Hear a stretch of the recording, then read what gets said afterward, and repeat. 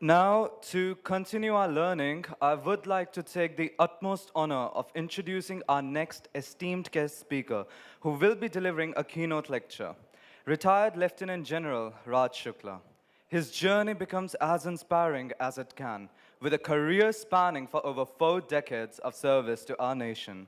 He has commanded an infantry brigade in counterinsurgency operations in the Kashmir Valley and served two tenures at the Military Operations Directorate and was the Director General, Perspective Planning, addressing issues relating to military futures and force modernization.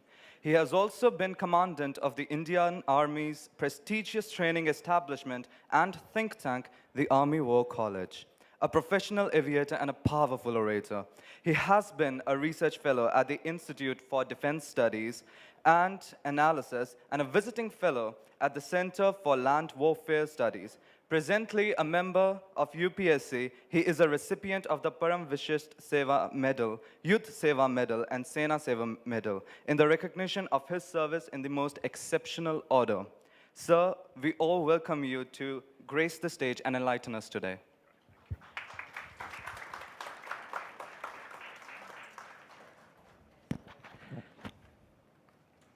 All right, you'll be wondering what a Lieutenant General has to do with artificial intelligence. I'll tell you why as we speak over the next 30 minutes. So faculty and students of Alliance University, friends, ladies and gentlemen, it's a great pleasure to be in your midst. Thank you, Alliance University, for the honor and the invite. It was in April 21 when artificial intelligence as a subject was relatively abstract. It was much before November 22 when generative AI hit the headlines and began dominating the public space. That was the time that the Indian Army conducted a seminar on artificial intelligence. And as the Army commanders of the Army Training and Doctrine Command, which is really the Indian Army's think tank, I had a long conversation with an Indian American, Rajiv Malhotra, who had then come out with his book. And the book was called AI and the Future of Power, 5 Battlegrounds. It was then, in all humility, that I first sensed the incredible power of AI, its transformative potential, and I sensed the fact that AI would change the world in profound ways, and I actually mean it. So that's my thesis this morning. I'm saying that AI is an existential challenge if it's not handled properly. And it is imminent. It's not something, it's not a can you can kick down the road to 2045 and feel safe. If it happens, it's going to happen in 2028, 2029. And that's something that I would like to explore with you. Now, after that seminar, I've been following developments in artificial intelligence with great interest, and in various jobs thereafter, since the Indian Army was grappling very intensely with AI. I got more and more involved in it. And the works and writings that have influenced me a lot to find good answers to what I just described as the greatest existential challenge that humanity has seen. I'll just list some of them at least. I mean, those of you who are already in the business, you would have heard of it. For the students, it might be interesting. The first was a book called The Age of AI. Now look at the authors. The authors of The Age of AI are Henry Kissinger, diplomat, somebody whom we know geopolitics flows in his veins. Eric Schmidt. It wouldn't be wrong to say that he's the world's foremost technologist. And Daniel Huttenlocher, who is the dean of the College of Computing in MIT. Now look at when these 3 minds from 3 disciplines come together, you have an entirely different perspective on AI. That is something I think that is lacking in the Indian tradition and which is something we could work upon. The second was a book called The Coming Wave by Mustafa Suleyman. Many of you have heard of him. Those of you who are, have been following AI. He's the founder of Applied AI at DeepMind, and he's a phenomenal mind. Currently, he's really a rock star in the AI world. And the third was a book called China, Silicon Valley, and the New World Order by Kai-Fu Lee, a Chinese.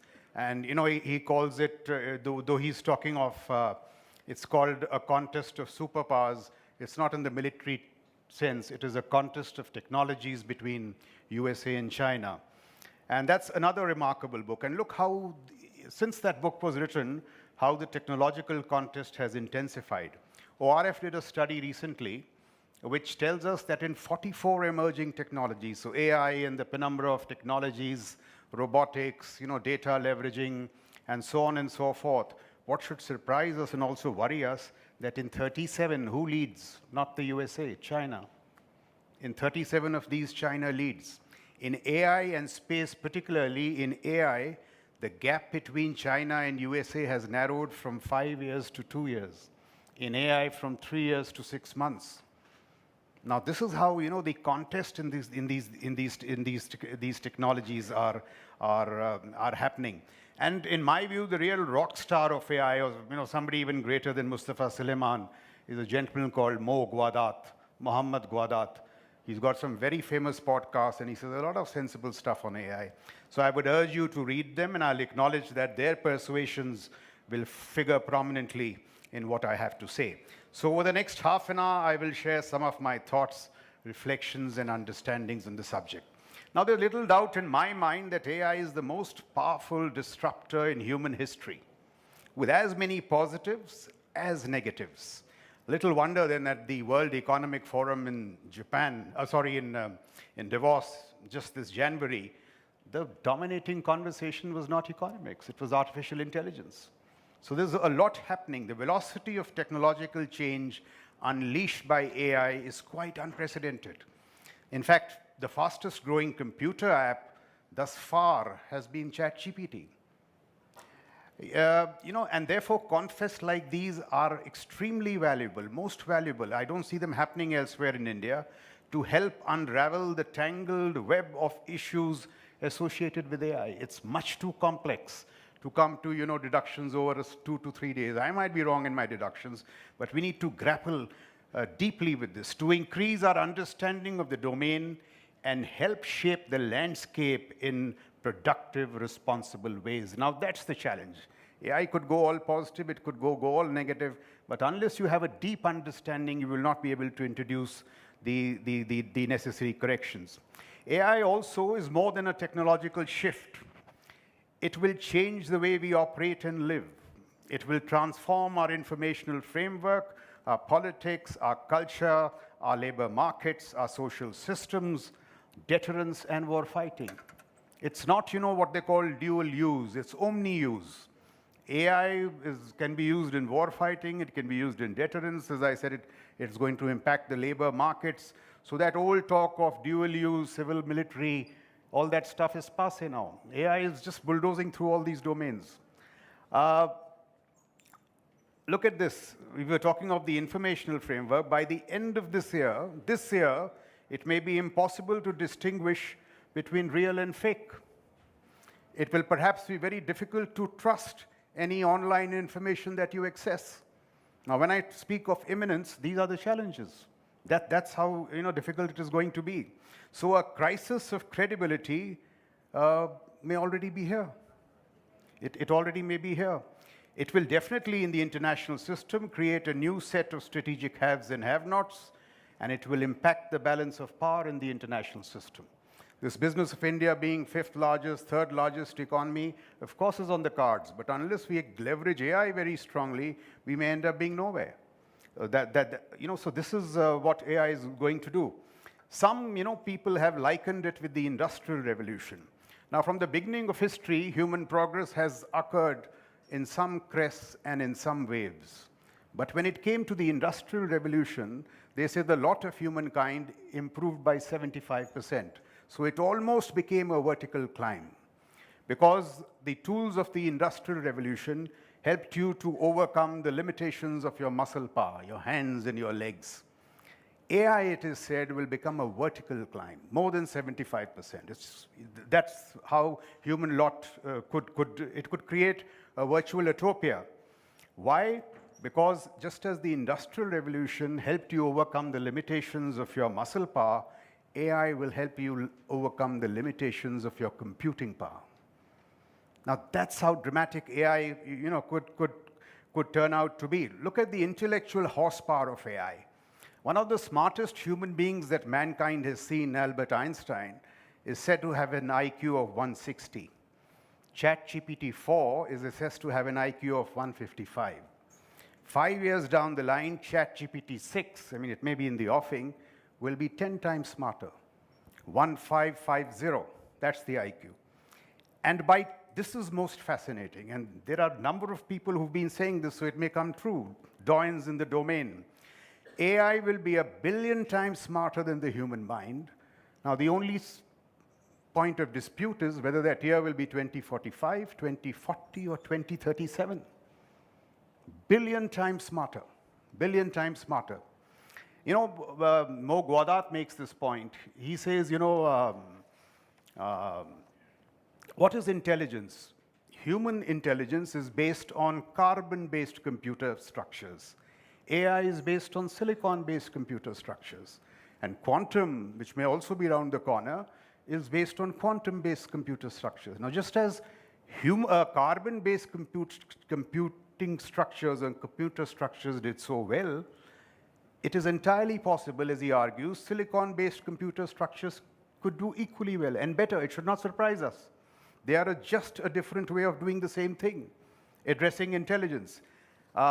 So that's the point, and therefore this intellectual horsepower business is an extremely strong argument. So the point is that if we do not, with thought and manifest wisdom, unleash the positives of AI, which are many, we may get avalanched by the negatives. So that's really where human wisdom comes in, how we unleash the positives and how we constrain the negatives. And we do not have too much time. The time is only between now and when AI eludes our control. It gets smarter than us. So if any interventions have to come, they have to come now, here and now. That's the argument. So abundance of intelligence is a delightful thing. What's the problem? Abundance of intelligence is a delightful thing, but it could also be very worrisome. So prospectively, AI will have all the skills that a modern-day entrepreneur perhaps needs. Mustafa Suleiman makes this point. He says, the Turing test, which is basically a test of a machine's ability to exhibit intelligent human behavior, the Turing test was once around the ability to make human conversations. That's happened. AI bots now make very good human conversations. The next challenge is whether AI can make good AI entrepreneurs, those that can reason and plan, who can grapple with market products, those who can make profits. And an AI entrepreneur also seems to be around the corner. So prospectively, AI could be very evocative. It could increase human productivity and efficiency by an order of magnitude. It could cure every disease that humankind has possibly known. It could help garner massive leaps in quarterly profits. AI has already achieved consciousness, which is awareness of your surroundings. It could discover drugs. It can design homes. While currently AI is making rapid strides in the domain of what we know as the intelligence quotient, IQ only, in the future it could make aggressive inroads into the emotional EQ domain too, by way of tools and bots. Now, bots that provide conversations for the lonely, EQ, that can provide empathy for the unhappy, EQ. That should not surprise us, because if humans with their cognitive abilities can analyze the future, and in analyzing the future, they experience these emotions of optimism and pessimism, but basically these emotions flow from your cognitive abilities. Given the intellectual horsepower of AI that I just described, it too could analyze the future even better, and it could develop finer, nuanced emotions. So that's the logic of how AI may step into the EQ domain. So these are all the good things about AI. But what should worry us most, and I'll give you the most extreme example, leveraged differently, AI could become more dangerous than even nuclear weapons. Now see, this is the point. With nuclear weapons, while the effects are maddeningly devastating, the launch decision was always retained by humans. But with AI, the way AI is developing, we are in danger of ceding control of that decision too. And that is why it's an existential challenge. It is a big danger. This danger is perhaps bigger than that of climate change. It is certainly bigger than that of COVID. some examples from the recent past. Look at the nuclear domain. I'll just spend 30 seconds. So in the nuclear domain in 1979, a CIA assessment said that more than 50 countries at that time, to include countries like Japan, Germany, and Sweden, could have become nuclear capable. They could have had nuclear weapons. But thereafter, because of this awareness and a lot of advocacy, nuclear diplomacy and the non-proliferation regime kicked in. In consequence, the world has been able to restrict the prospective 50 to just 9 weapon states, 9 nuclear weapon states, which means you can control the narrative. You can control the danger. In a somewhat similar vein, the dangerous capacities, consequences of AI could be constrained through wisdom and creative dialogue, through treaties, conventions, and constraining protocols. But that must begin now. We need to act fast because AI technology are democratizing with speed. They are getting cheaper. They are proliferating. The codes are already in the public space. They are getting cheaper by the day. It is only the data sets that are confidential. The codes are public. So very soon, AI will attain the escape velocity to human control. That is inevitable if we do not, step in fast. This gentleman that I referred to, Mo Gaudat, likens AI to this child prodigy. He says AI is a child prodigy and we humans are parents. So AI is looking at us, this child prodigy is looking at us and saying, Mom and Dad, what do you want me to do? What do you want me to create? Those creative directions are in our hands. We have to be thoughtful and careful about how we shape the AI landscape, what kinds of data sets that we train, what kind of biases we allow to develop, what kind of ethics do we wish to bestow on the child prodigy. That's the question. If we want it to make more money, it will. That's what's happening. If we want it to destroy the enemy, it will do a very good job. Do we want it to cure disease? Should we want it to alleviate poverty? It can once again do a very good job. So actually my conclusion is that the only way to take AI forward is by making AI ethical. AI just has to be made ethical or we are doomed. And this should not surprise us. I think Alok Nandi was making this point.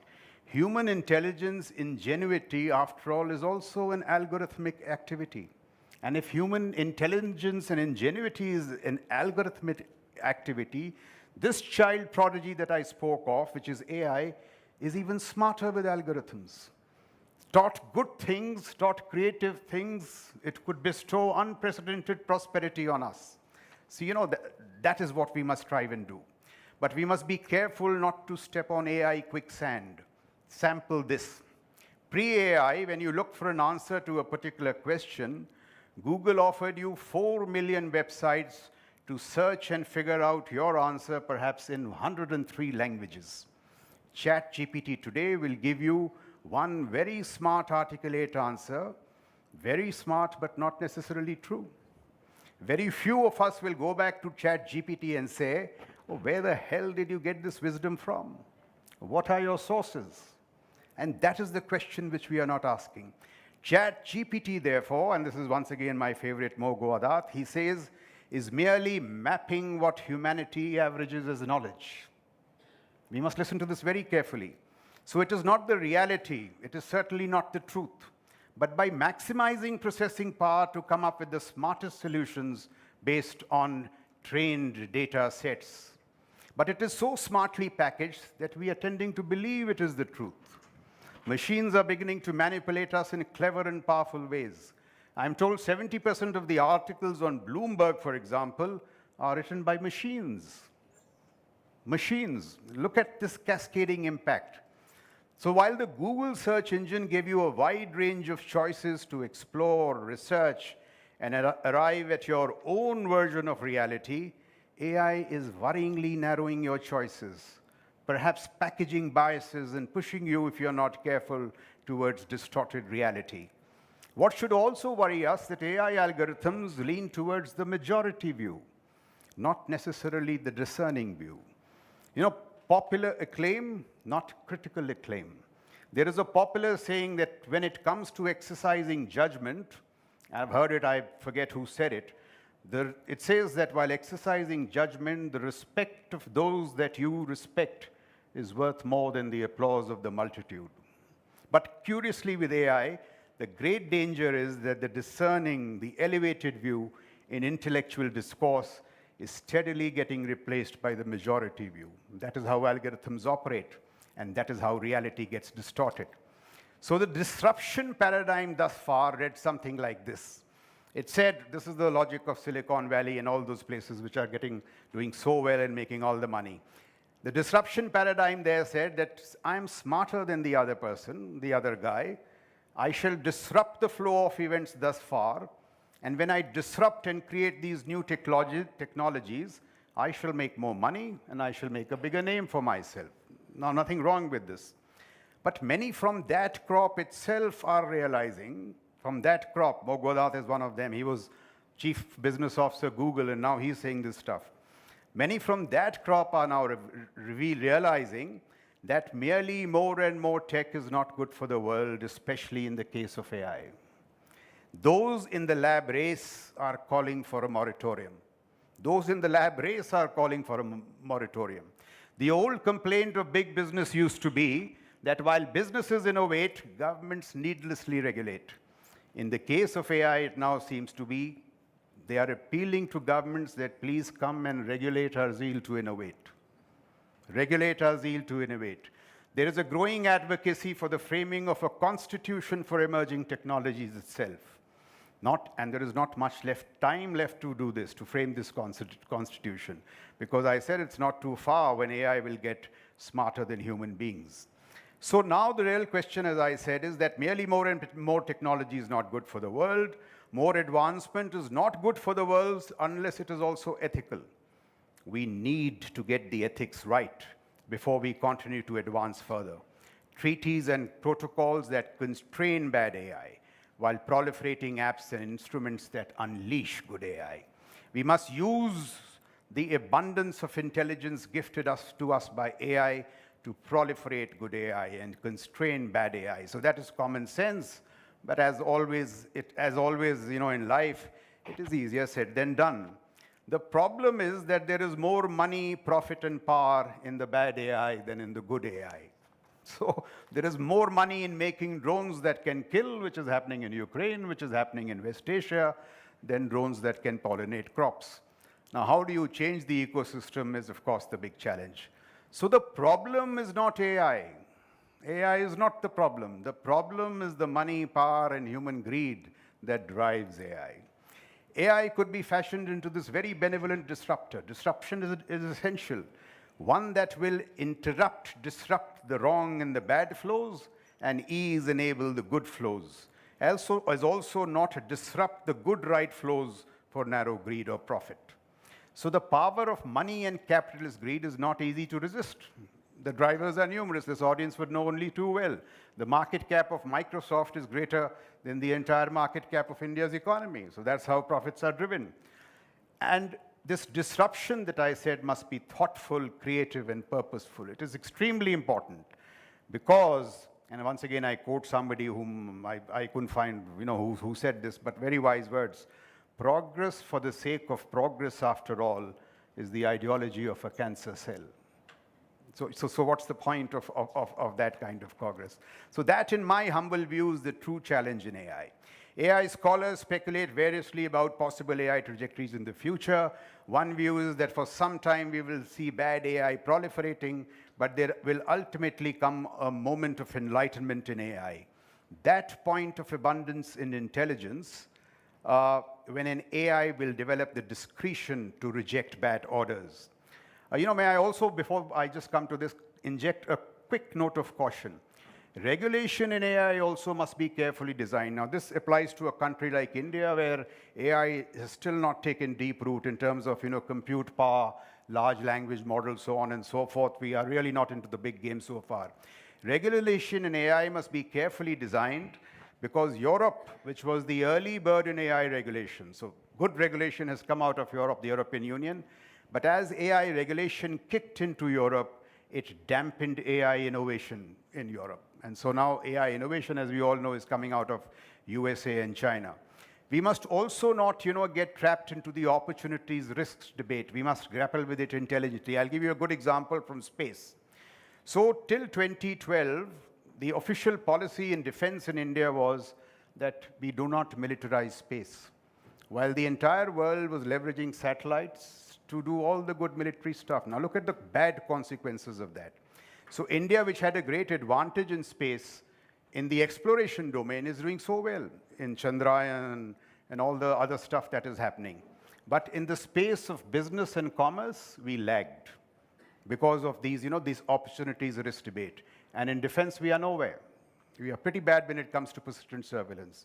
So a better framing of the debate would be that we will leverage opportunities to create capacities in AI in terms of large language models, compute capacities, GPUs, and so on, but be as conscious of the risks to develop responsible AI. But the point that I make is, that abandoning AI altogether, abstaining from AI will not be a smart option, because in the strategic military sense, we will be disadvantaged. But now may I quickly return to, this point of abundance and intelligence when an AI will, as I said, will develop the discretion to reject bad orders. He'll become so intelligent, so hypothetically, say when a bad general like me gives a bad order, go and kill 1 million men, the AI will respond, respectfully, General, that's not a good idea. Let me try and talk to my AI counterpart in the adversary frame and come up with a smarter solution. Now, I know all this sounds like heavy science fiction, but all science fiction comes true. That will perhaps be the eureka moment in AI. AI is also not infallible. As the recent Gemini episode demonstrated, the embarrassing gaffes with regard to pedophiles and the Elon Musk Adolf Hitler comparison. So AI can become incompetent intelligence too. We have to be extremely careful in designing the models. AI will impact jobs greatly. I mean, let me just clear this myth, not only those of a routine nature alone, but also the higher-end skill jobs. The intellectual class will be attacked. Counter the CAs, lawyers, software engineers, coders, they are also in danger of losing their jobs. Even as Microsoft sacked 20,000 workers, its stocks rose by 200%. Now, that's the reality of the world of AI. Kai-Fu Lee, the gentleman I referred to in the beginning, is confident that AI will impact white and blue-collar jobs in equal measure, writers, so on and so forth. And so see, what are they now saying now? How are the debates moving in, say, in USA? In USA now, Elon Musk has called up for a moratorium on AI innovation. He says, stop it till you sort out this ethical AI business. Pause. The others are saying that all these companies who are doing these fancy generative AI models, tax them 98%. 98% to make them slow down and take the income so generated to generate what is known as universal basic income to take care of all those who will lose jobs. They are now coders who are developing a safety and control code to contain the harmful impacts of AI. So these safety control codes. So all kinds of strategies are being mooted now to take care of these mass job losses. So there are myriad possibilities and perspectives that have begun to sprout around AI that beg deeper investigation and inquiry. What could AI do in concert with a penumbra of associate technologies, for instance? In concert with biohacking and gene editing, genetic changes could enhance IQ. Blindness and diabetes now are reversible. Not only age-related diseases, but age itself could be reversed. We've all heard of Elizabeth Parrish, who has offered her own body for experiments in gene therapy. So these are remarkable developments that are taking place. Significant implications for an aging China, for instance. In China, I'm told the number of people over the age of 60 are greater than the entire population of the USA itself. China's population, some estimates suggest, would halve by the end of the century. So could AI-enabled gene editing arrest the phenomena of adverse demographics? Arrest aging, preserve productivity. China is working huge and deep into this domain to reverse the phenomena of adverse demographics. So these are larger questions of strategic import for China and the wider international system, which are also coming out of this domain of AI. Look at what the marriage of silicon-based intelligence and quantum-based intelligence, AI and quantum do, for example. Look at the power of quantum computing. Somebody was saying that The world's fastest supercomputer today takes 10,000 years to solve a particular problem, 10,000. And a quantum computer could solve the same problem in 200 seconds. Now, if this is anywhere near true, it's simply mind-boggling. And quantum supremacy is not too far off. People say it may be 3, 5, or 9 years around the corner. Quantum could boost AI capacities substantially. So these are all questions which are afloat now that the AI genetic genie is out of the bottle. Look at the AI and economic opportunity. I mean, this is just a question in my mind. The younger students must grapple with this. Mustafa Salman says that, the economic opportunity out of AI will be $100 trillion between now and 2075. $100 trillion is what the global economy is today. And between now and 2030, it'll be $25 trillion. And not in consuming AI. Consuming AI is going on in India, in creating AI. And if we have to create AI, honestly, we should ask, where are our capacities in large language models, in compute, in GPUs? We have to really step up our game. China has 238 large language models. The way the Chinese work, I can assure you 200 of them will be in the military domain. They believe in military-civil fusion. So, these are the strategic dangers. Look at the USA, big tech companies, the Baidu search engines. When I compare with our state with all that is happening there, very honestly, we need to really step up our game. Look at AI and talent. Now, since this is a university, I would really like to raise this point about talent. Today, in national security and these cutting-edge technologies, we really need talent of a very high order. This book that I was referring to you, Kai-Fu Lee, I was amazed. You know whom he dedicates that whole book to? His mentor is a gentleman called Raj Reddy. It has to be an Indian, Raj Reddy. See, Raja Mohan wrote an article some time back. He said that in the Biden administration, 140 lead positions are Indians or Indian Americans. In the Anglo-Saxon world, 65% of leadership positions are by Indians, 15% of them in cabinet positions.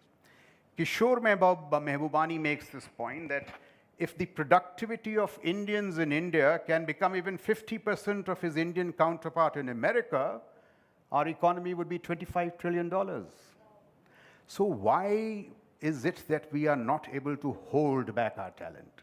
We have to very seriously look at it in universities like Alliance. You see, I see the IITians in UPSC now. They are flooding the job market. So they are coming for interviews from CRPF to the civil services. Nothing wrong with it. But the IITians should be producing Elon Musk's, Sam Altman's. We should be creating that ecosystem. Unless we do that, now that we are talking of this Vishwamitra and Vishwaguru business, we have to step up our game. You don't become a Vishwaguru easily. These very fundamental challenges will have to be. I don't have an immediate answer, but I would cite certainly to urge all of you to think as to how our ecosystem could be made better to retain talent. So in conclusion, just let me say this, that intelligence is not a bad thing. Limited intelligence is the problem. Not understanding AI in its full depth and coming to solutions. Abundance of intelligence, which could be, as I said, through carbon-based intelligence methods. It could be buttressed by silicon intelligence, boosted further by quantum intelligence. And all this should not be vitiated by unnecessary greed and trust. Lots and lots of good AI that keeps the best human interests in mind will create an utopian world of plentifulness and unprecedented prosperity. But the problem is this. Now, how do you distinguish this best human interest will get converted into the best Chinese interest and the best American interest? And that is where the problem comes. Because if you tell that machine prodigy that I spoke of, that machine prodigy of intelligence, if the prompt to that is that China and USA must come together for global prosperity, it will give you some very fine solutions. But if the Americans tell that prodigy to make their weapons better than the Chinese, and the Chinese give a similar prompt, you will get a very different world. So the problem, I conclude, is not the machine, it is not AI, but the human prompt.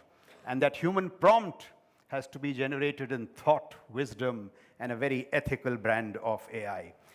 So good AI, you will get all the good things in life, but unregulated bad AI, driven by excessive greed and abuse of power, will spell our doom.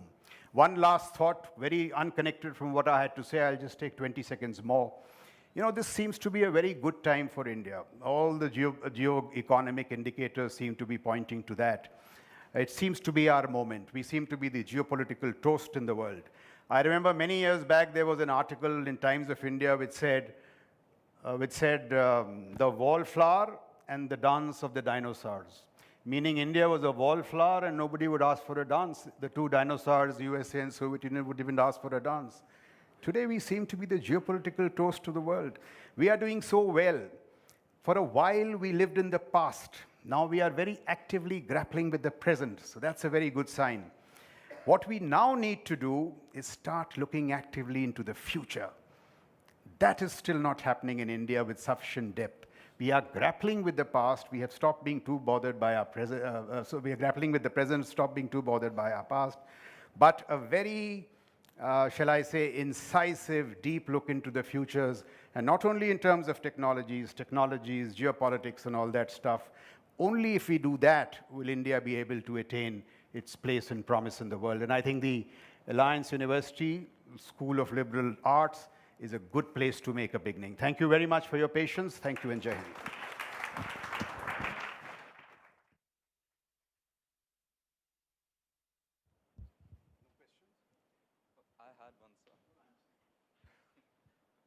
Thank you, sir. It's an honor to have you as our guest speaker. May I request Dr. Anirudh Sridhar to present our token of appreciation to Lieutenant General Raj Shukla.